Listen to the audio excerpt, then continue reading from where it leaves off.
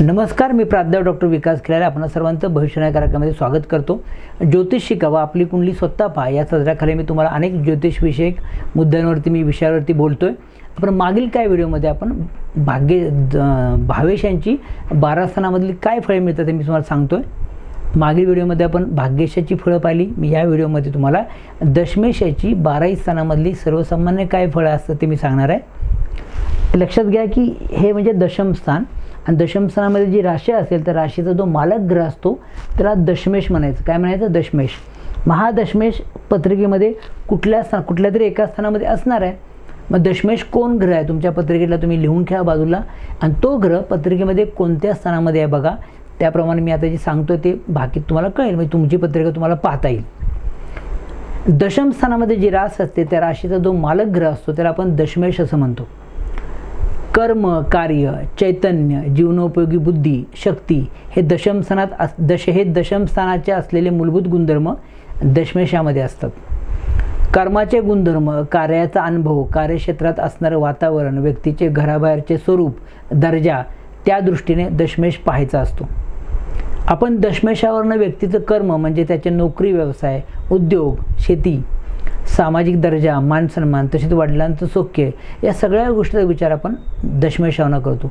दशम ही समाजाशी निगडीत असलेलं स्थान आहे। दशमेशानं व्यक्तीची सामाजिक स्थिती कळते, नोकरी व्यवसायामधलं वातावरण कळतं आणि कर्म कसं असेल तर कर्माची कशी पद्धत झाली आपल्याला दशमेशावरनं कळतं। आता हा दशमेश 12 स्थानामध्ये असेल तर काय फळ दिली मी सांगणार आहे। हा दशमेश जर लग्न स्थानामध्ये असेल तर काय, तर एका केंद्राचा मालक दुसऱ्या केंद्रस्थानामध्ये असणं अतिशय चांगलं लक्षण असतं।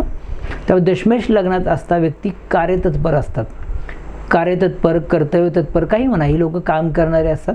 दुसऱ्यांचं ऐकणं किंवा दुसऱ्याला ऐकावयास लावणं यांना खूप चांगलं जमतं। लग्नेशाबरोबर असेल तर असे लोक उत्तम प्रशासक असतात। स्वपराक्रमाने उदयास येतात, यांचा भाग्योदय स्वपराक्रमी होतो। यांच्यात दीर्घोद्योगीपणा, चिकाटी, कामाचा उरक, महत्त्वाकांक्षा, कर्तबगारी प्रचंड असते। सामाजिक आणि राजकीय क्षेत्रामध्ये यांना फार मोठं यश मिळतं। त्यामुळे लग्नेश दशमात असणं अतिशय चांगलं आहे।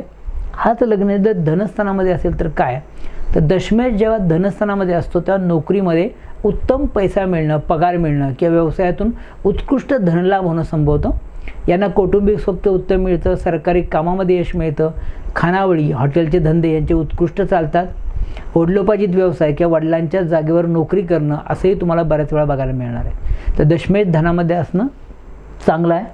हा जर दशमेश तृतीय स्थानामध्ये असेल तर काय, तर दशमेश तृतीयात जेव्हा असतो त्या व्यक्ती स्वपराक्रमाने उदयास येते किंवा पुढे येते।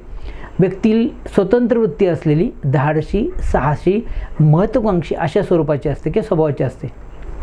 मात्र अशा लोकांना नोकरी मिळण्यामध्ये अनेक अडचणी अडथळे येतात। तसेच नोकरी व्यवसायामध्ये भरपूर त्रास झालेला पाहायला मिळतो। हा एक निगेटिव्ह आहे। का, तर दशमापासून हे 6वं स्थान आहे। कोणताही भावे त्याच्यापासून जेव्हा 6मध्ये जातो तेव्हा त्याच्या फळामध्ये थोडंसं कष्ट, विलंब, अडचणी अशी फळं तुम्हाला बघायला मिळतात। तर नोकरी मिळण्यामध्ये किंवा व्यवसायामध्ये थोडासा त्रास पाहायला या योगामध्ये मिळतो। हा जर दशमेश चतुर्थामध्ये असेल तर तो त्याच्या समोरच्या स्थानामध्ये येतो तेव्हा त्याची दृष्टी दशम स्थानावर पडते। तर कोणताही भावे त्याच्या समोरच्या स्थानामध्ये असणं खूप चांगलं असतं। दशमेश जेव्हा चतुर्थानामध्ये असेल त्या व्यक्तीचा भाग्योदय उत्तरार्धामध्ये होतो।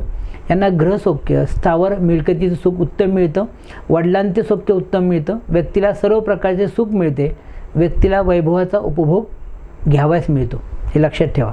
म्हणजे दशमेश चतुर्थात खूप चांगली फळं मिळणार आहेत। हा दशमेश जर पंचम स्थानामध्ये असेल तर व्यक्तीची शैक्षणिक प्रगती उत्तम होते। व्यक्ती उत्तम शिक्षक, प्राध्यापक किंवा गुरु होऊ शकते। हे तुमच्याकडनं शिकवण्याचं काम चांगल्या प्रकारे होईल। अशा व्यक्ती उपदेशक, मुत्सद्दी आणि विद्वान राहतात। शिक्षण क्षेत्रामध्ये या लोकांची प्रगती खूप चांगली होते।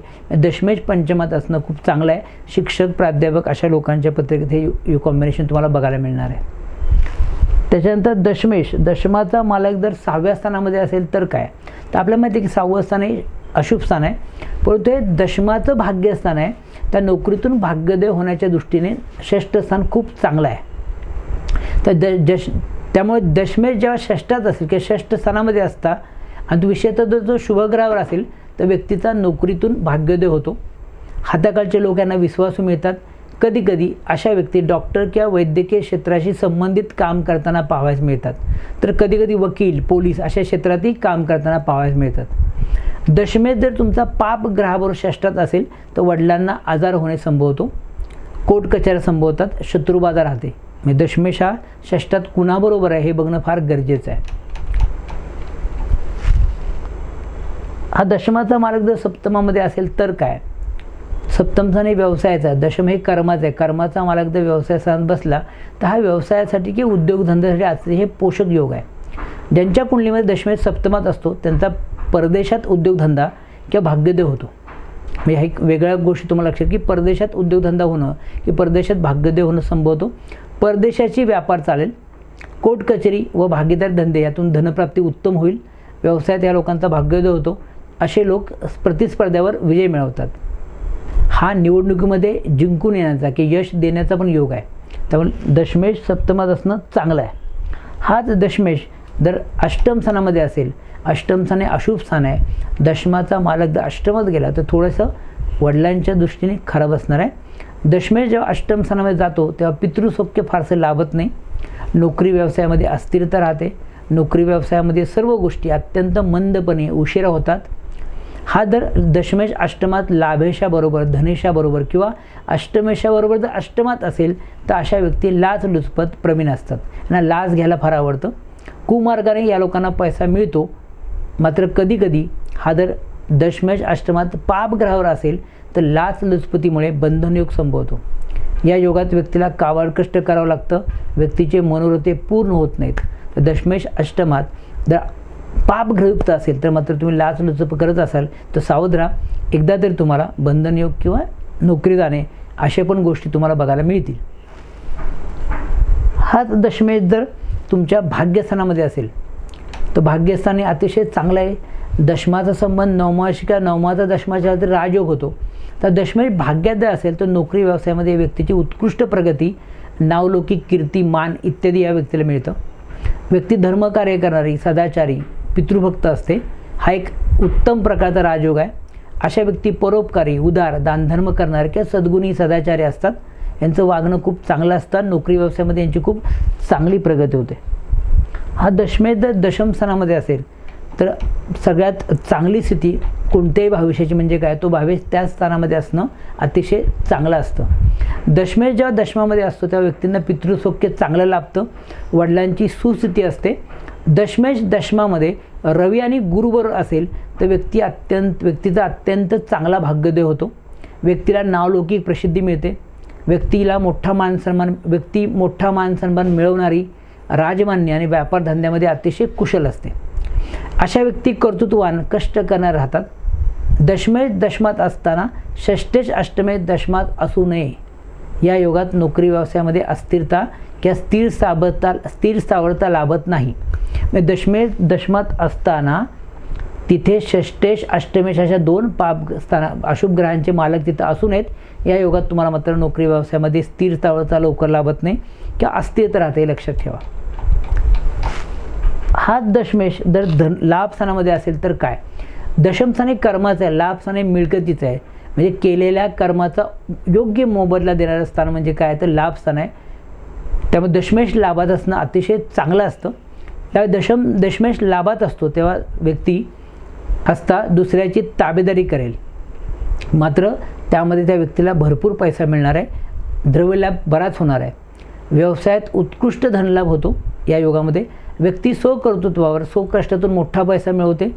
व्यक्तीला केलेल्या कामाचा योग्य आणि पुरेपूर मोबदला मिळतो. वडिलांकडून आर्थिक लाभ चांगले होण्याची शक्यता असते. या लोकांना सरकार किंवा सरकारी नोकरीतून लाभ होतात, हे लक्षात ठेवा. म्हणजे अतिशय चांगली कंडिशन आहे. त्यानंतर दशमेश जर व्ययात गेला तर काय? दशमापासून तृतीय स्थानात आहे म्हणजे पराक्रमाचंच आहे. पण तो व्ययस्थानी मुळातच अशुभ असल्यामुळे केंद्राचा मालक अशुभ स्थानामध्ये गेला की काही ना काही तुम्हाला अशुभ फळं बघायला मिळणार आहेत. त्यामुळे दशमेश जर व्ययात असेल किंवा व्ययस्थानामध्ये असेल तर व्यवसायात हानी होणं, अपयश येणं किंवा व्यक्तीला व्यवसायातून चिंता कायम राहणं इत्यादी दाखवतं. सांपत्तिक अडचणी कायम राहतात. यासाठी मोठमोठे धंदे या लोकांनी अजिबात करू नयेत.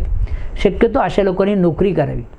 जर तुमचा दशमेश 12व्या स्थानामध्ये पाप ग्रहावर असेल तर व्यवसायामध्ये कर्ज होणं, दिवाळखोरी होणं, आर्थिक नुकसान होणं आणि त्यातून मग मान आणि बदनामी होणं या गोष्टी घडतात. या लोकांना कधीकधी ह्या योगामध्ये राजकीय संकट भोगायला मिळतात. जे राजकारणामध्ये लोक आहेत त्यांचा दशमेश जर 12व्या स्थानामध्ये पापग्रहाने युक्त असेल, त्यांना एकदा तरी मानहानी, बदनामी, तुरुंगवास अशा गोष्टीला सामोरं जावं लागतं किंवा आपल्या पदावरनं पाय उतार व्हावं लागतं. हे राजकारण्यांनी मग लक्षात ठेवा, यांच्या पत्रिकेत हा योग बघायला विसरायचं नाही. अशा प्रकारे मी तुम्हाला दशमेशाची 12ही स्थानामध्ये काय फळे मिळतात हे मी तुम्हाला सविस्तर सांगितलेलं आहे.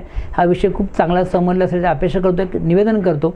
ज्या लोकांनी आपला चॅनल सबस्क्राईब केलं असेल त्यांनी चॅनल सबस्क्राईब करा, लाईक करा. आणि सगळ्यात मुख्य म्हणजे हा व्हिडिओ आपले मित्र, नातेवाईक, आप्तेष्ट किंवा ज्योतिषप्रेमींना शेअर करायला विसरू नका. यानंतर मी तुम्हाला पुढच्या व्हिडिओमध्ये लाभेशाची 12 स्थानामधली फळं काय मिळते मी सांगणार आहे. तोही व्हिडिओ तुम्ही अवश्य पहा. तोपर्यंत श्री स्वामी समर्थ.